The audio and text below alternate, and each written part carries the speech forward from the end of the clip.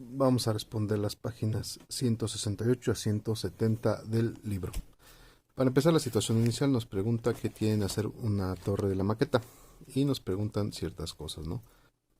Él analiza, ¿qué es el desarrollo plano de un cuerpo geométrico?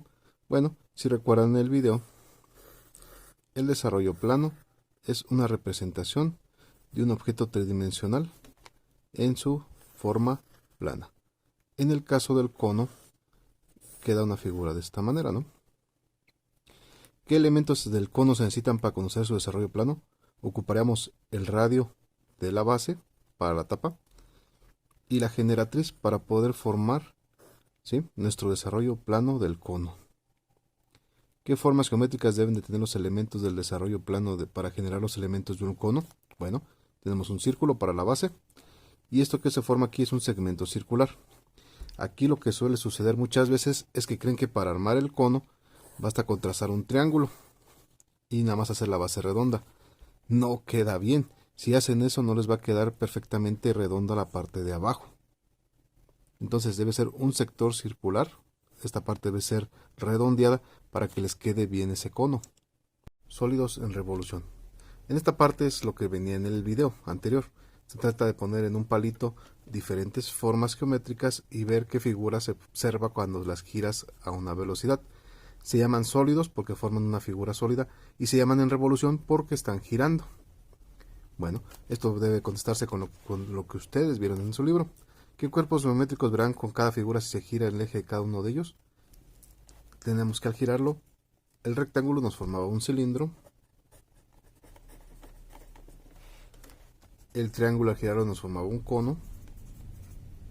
Y al girar el segmento semicircular podíamos apreciar una esfera. La página 169 es una continuación de lo que estudiamos ahorita. En este caso, la figura que tenemos aquí, el cuadrito rosa, pues siempre tiene información, ¿no? Se llaman sólidos en revolución porque están girando, ya les había dicho. En este caso, ¿qué sólidos de revolución se forman al girar los banderitos que construyeron en la actividad anterior? Pues es un cilindro, un cono y una esfera. Es la misma respuesta de la pregunta anterior. Si utilizan distintos triángulos, rectángulos, semicírculos, ¿se formarán diferentes formas sólidas? Pues no, se forman las mismas.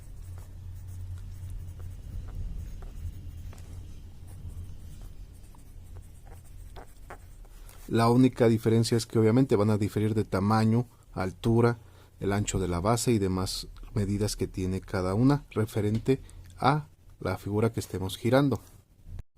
La figura que tenemos aquí en este recuadro naranja es algo que ya están familiarizados. Fue lo que les pedí para la otra tarea. Para el cilindro tenemos que conocer el radio, la altura y su generatriz. Para el cono tenemos que conocer el radio de la base, la altura del cono y la generatriz. Aquí hay que distinguir que no es lo mismo la altura del cono que su generatriz. Igual, a lo mejor en el cilindro sí es lo mismo, la generatriz con la altura, pero en el cono no. Y para la esfera lo único que necesitamos conocer es el radio y probablemente el diámetro que ocupemos para esa esfera. Número 3. ¿Cuál es la relación entre la altura y la generatriz del cilindro? Pues que tienen la misma medida. Inciso C. Si se considera que el ángulo que forma la altura y el radio del cono, ¿cuál es la relación entre la medida de la generatriz y las medidas de la altura y el radio del cono? Bueno, como esto es un triángulo y esta sería la generatriz, si recuerdan, esto está basado como en el teorema de Pitágoras, ¿no? Tenemos un ángulo recto aquí, tenemos dos catetos y la generatriz sería la hipotenusa. Entonces, ¿cuál sería la relación? Pues que el cuadrado de la generatriz es igual a la altura al cuadrado más el radio al cuadrado. ¿Sí? Porque se forma un triángulo rectángulo y ese es el teorema de Pitágoras que ya estudiamos. Si se fijan, eso se relaciona con temas anteriores. Bueno, si queremos conocer cuánto mide la generatriz, pues basta con sacar la raíz cuadrada de la altura al cuadrado más el radio al cuadrado. Con eso encontramos la medida de la generatriz. Para la página 170, les piden que calquen la figura que está ahí en su libro y formen un sólido. Si lo unimos, pues nos va a quedar lo que es un cilindro, pero sin tapas, ¿no? Quedaría algo así. Luego nos preguntan, ¿qué cuerpo geométrico se obtuvo? Pues un cilindro, ¿no? ¿Qué representan los lados azules del rectángulo en el cuerpo armado? Bueno, los lados azules serían esta parte de aquí. Al armarlo, pues si se fijan, sería la circunferencia de las tapas. Luego nos pide que calculemos el radio para cada una de las tapas o para las bases. Como este es un círculo, pues lo más fácil sería trazar el círculo y medir del centro a la orilla, ¿no? Pero como recordamos, esta parte de aquí sería la circunferencia de la tapa, ¿no? Entonces necesitamos encontrar una fórmula que nos relacione la circunferencia con el radio del círculo de la base. En primero hicimos varios ejercicios donde medíamos la circunferencia de varios círculos con un hilo y luego la dividíamos entre su diámetro. Y encontramos que había siempre una constante, que era la constante de pi. Entonces la circunferencia era igual a multiplicar esa pi por el diámetro. Recuerden que la letra pi tiene un valor general de 3.1416 y más decimales, no tiene millones de decimales, pero es el que tomamos como un valor fijo. Sabemos que el diámetro de un círculo, ¿sí?, es el doble de un radio.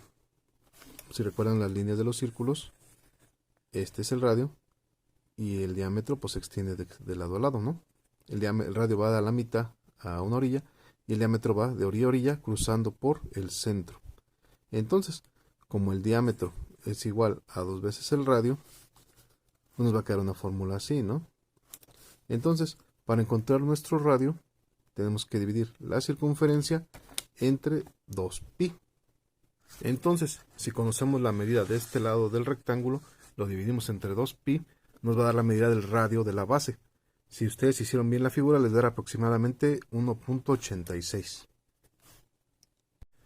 La siguiente pregunta es cómo obtenemos la generatriz del cilindro. Bien, entonces recuerdan, la altura es la misma medida que la generatriz. Entonces, la medida de la generatriz serían la medida de este lado del rectángulo que hicieron. El último inciso de esa parte les pide que armen su cilindro con las medidas de la pieza que viene en su libro. Y tienen que haber armado su cilindro.